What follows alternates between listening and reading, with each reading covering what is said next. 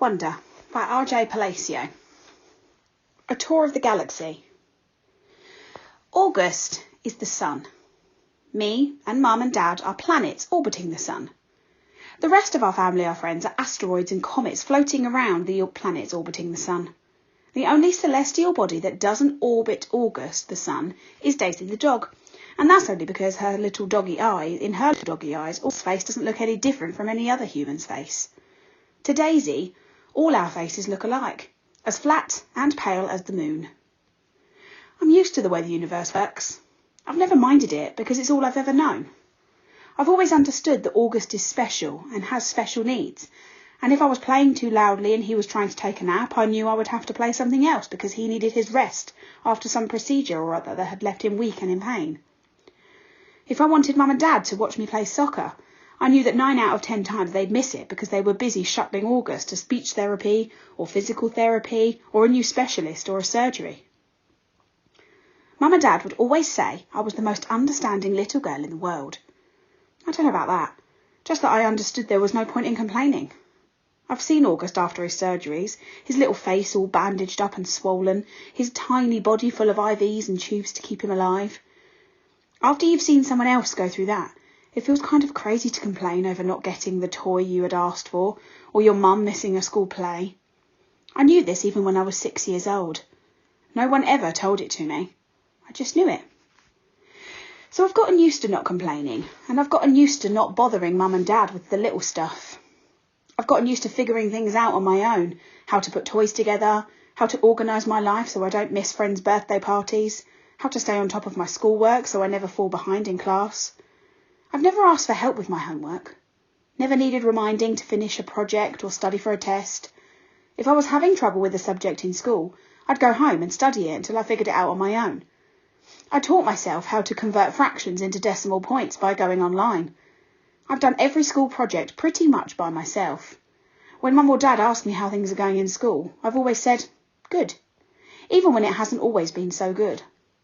My worst day, worst fall, worst headache, worst bruise, worst cramp, worst mean thing anyone has said to me has been nothing compared to what August has gone through. This isn't me being noble, by the way. It's just the way I know it is. And this is the way it's always been for me, for the little universe of us. But this year, there seems to be a shift in the cosmos. The galaxy is changing. Planets are falling out of alignment. Before August. I honestly don't remember my life before August came into it. I look at pictures of me as a baby and I see Mum and Dad smiling so happily, holding me. I can't believe how much younger they looked back then. Dad was this hipster dude and Mum was this cute Brazilian fashionista.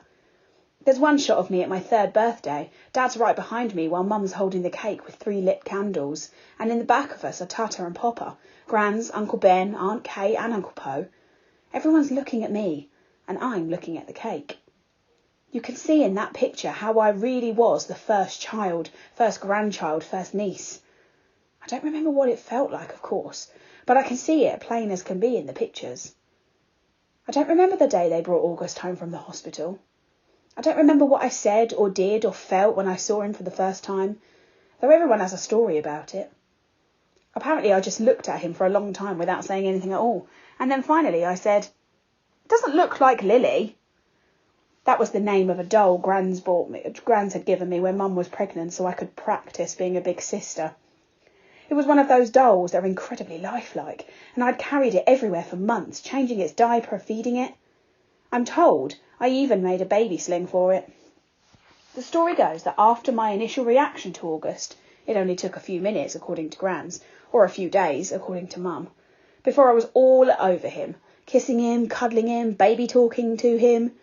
After that, I never so much as touched or mentioned Lily ever again. Seeing August. I never used to see August the way other people saw him. I knew he didn't look exactly normal, but I really didn't understand why strangers seemed so shocked when they saw him. Horrified, sickened, scared. There are so many words I can use to describe the looks on people's faces, and for a long time I didn't get it. I just get mad. Mad when they stared, Mad when they looked away. What the heck are you looking at? I'd say to people, even grown-ups. Then when I was about 11, I went to stay with Grans in Montauk for 4 weeks while August was having his big jaw surgery. This was the longest I'd ever been away from home, and I have to say it was so amazing to suddenly be free of all that stuff that made me so mad. No one stared at Grans and me when we went to town to buy groceries. No one pointed at us. No one even noticed us. Grans was one of those grandmothers who'd do everything with their grandkids. She'd run into the ocean if I asked her to, even if she had nice clothes on.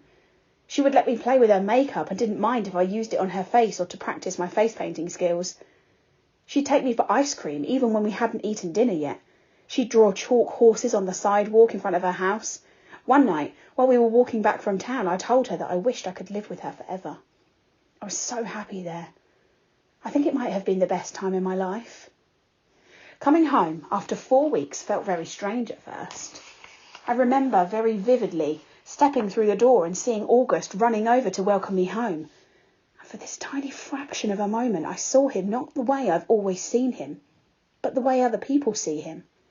It was only a flash, an instant while he was hugging me, so happy that I was home, but it surprised me that I'd never seen him like that before. And I'd never felt what I was feeling before either. A feeling I hated myself for having the moment I had it. But as he was kissing me with all his heart, all I could see was the drool coming down his chin. And suddenly there I was, like all those people who would stare or look away. Horrified, sickened, scared. Thankfully, that lasted only for a second. The moment I heard August laugh, his raspy little laugh, it was over. Everything was back the way it had been before. But it had opened a door for me, a little peephole. And on the other side of the peephole there were 2 Augusts, the one I saw blindly and the one other people saw.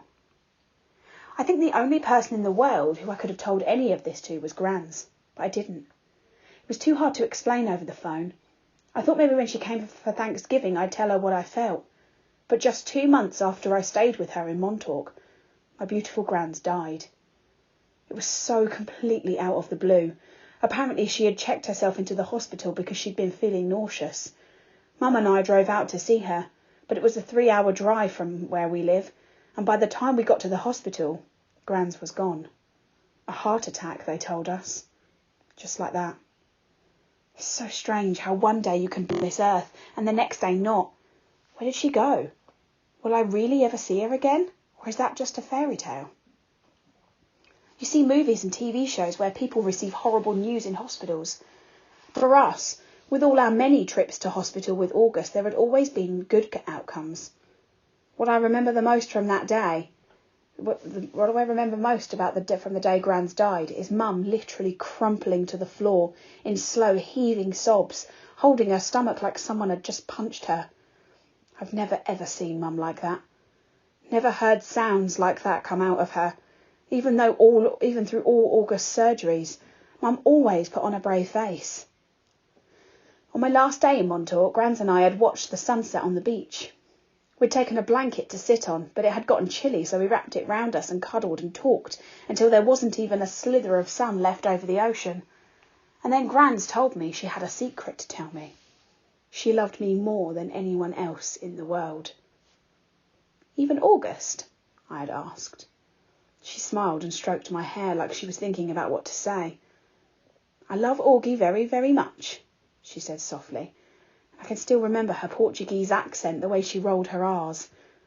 But he has many angels looking out for him already, Via. And I want you to know that you have me looking out for you. Okay, Menina? I want you to know that you are number 1 for me. You are my...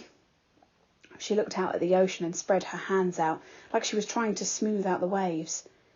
You are my everything. You understand me, Via? I understood her, and I knew why she said it was a secret. Grandmothers aren't supposed to have favourites. Everyone knows that. But after she died, I held on to that secret and let it cover me like a blanket. August through the peephole. His eyes are about an inch below where they should be on his face, almost halfway down his cheeks. They slant downward at an extreme angle, almost like diagonal slits that someone cut into his face, and the left one is noticeably lower than the right one. They bulge outward because his eye cavities are too shallow to accommodate them.